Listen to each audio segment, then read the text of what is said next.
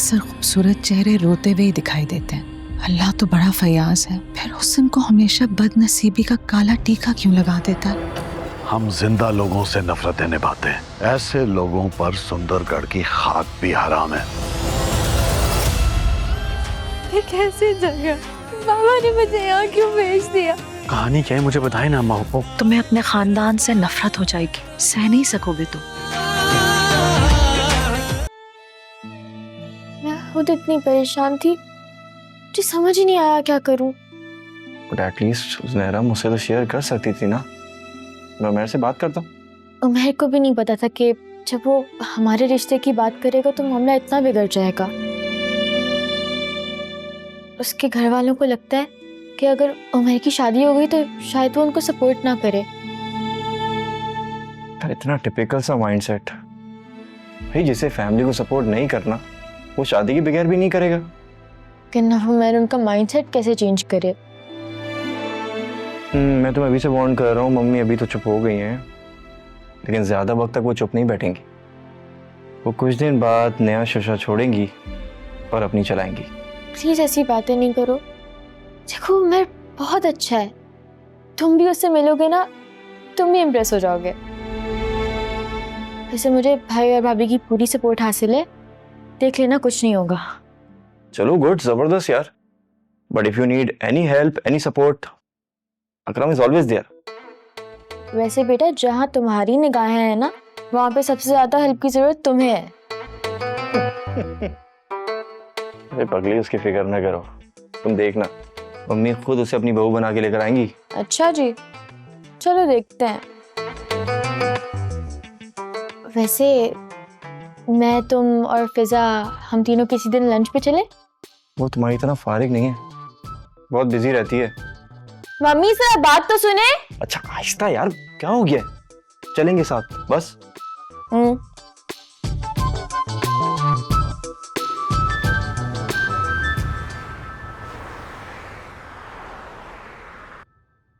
इतने दिनों बाद बिल्कुल भी मूड नहीं था ऑफिस आने का। ऑफ कोर्स, इतनी अच्छी वेकेशंस के बाद किसका दिल करता है कि ऑफिस आकर वही रूटीन दोबारा स्टार्ट करे।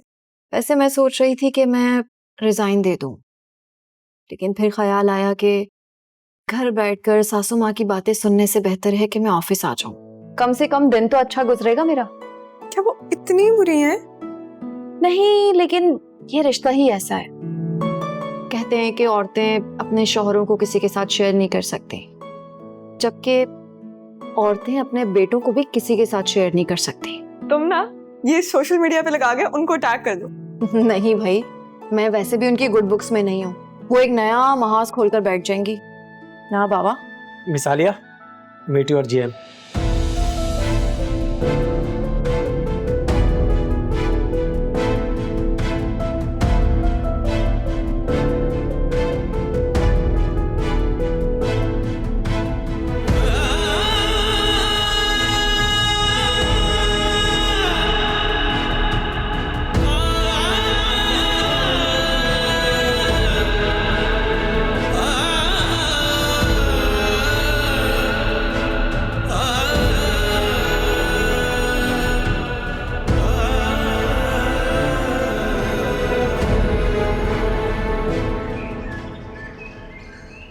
अच्छा मॉम, आप कुछ तो खा लें, आपने सुबह से कुछ नहीं खाया।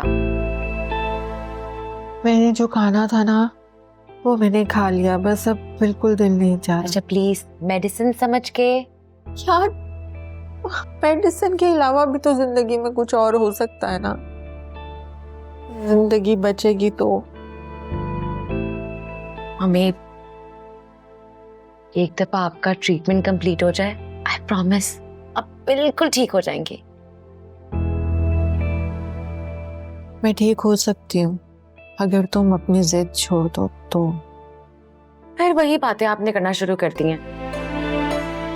मम्मी, जब तक आप ठीक नहीं होती मैं तब तक किसी भी ऐसी चीज के बारे में सोचना नहीं चाहती।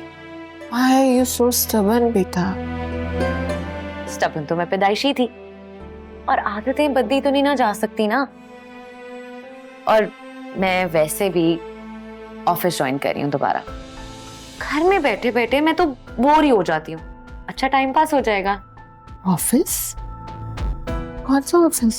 मेरा पुराना ऑफिस, वो एक्चुअली मैंने अपने सीईओ को कॉल की थी और उन्होंने मुझे बताया कि मेरी पोस्ट दोबारा से अवेलेबल है और मैं इमिडिएटली ज्वाइन कर सकती हूँ। तो बस कल से ऑफिस स्टार्ट। तुम ऑफिस ज्वाइन कर रही हो क्योंकि वासे वहां होता है ना? हाँ। Why are you doing this? Move on, बेटा। Live your life and let him live his life. क्यों नहीं समझ आ रहा तुम? मॉम, मैं आपको कितनी बार बता चुकी हूँ, मैं वासे के बिना नहीं रह सकती। तुम बहुत बड़ी गलती कर रही हो। मैं उसी गलती को ही तो ठीक करना चाह रही हूँ और ये बात मुझे बहुत अच्छे से पता चल गई है। ओके, तुम्हें शादी नहीं करनी ना, मत करो शादी। लेकिन बासे को छोड़ दो, वो लड़का तुम्हारे लिए ठीक नहीं है। मेरे लिए क्या ठीक है और क्या नहीं, ये मैं अच्छे से जानती हूँ। आप परेशान ना हो। जानती हूँ कि तुम बहुत बड़ी हो गई हो, अपना अच्छा बुरा सब समझने लगी हो, लेकिन बेटा वो मैरिड है। तो क्या हो गया इफ ही इज मैरिड? मेरी भी तो शादी हुई थी, खत्म होगी ना। और वो कौन सा अपनी शादी में बड़ा खुश है? जबरदस्ती के रिश्ते ज्यादा अरसा नहीं चलते, एक ना एक दिन खत्म हो जाते हैं। और देखिएगा उसकी भी खत्म हो जाएगी।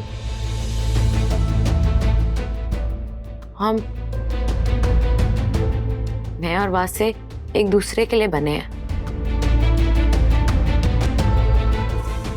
और हम दोनों को कोई दूर नहीं कर सकता।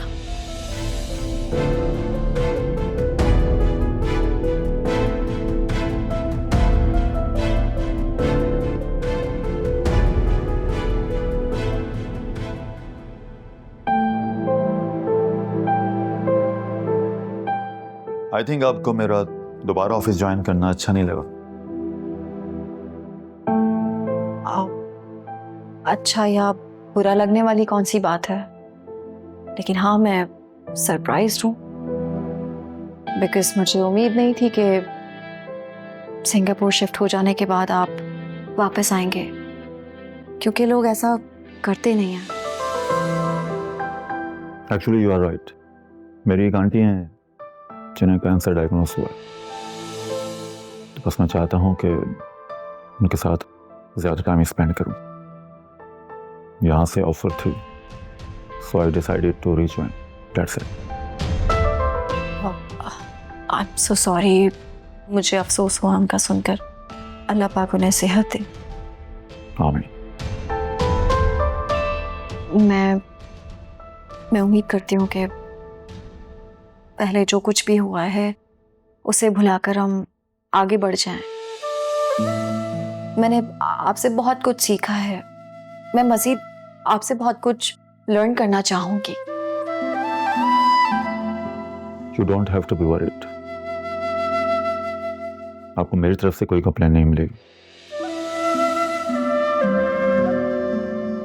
और वैसे भी मैं लाइफ में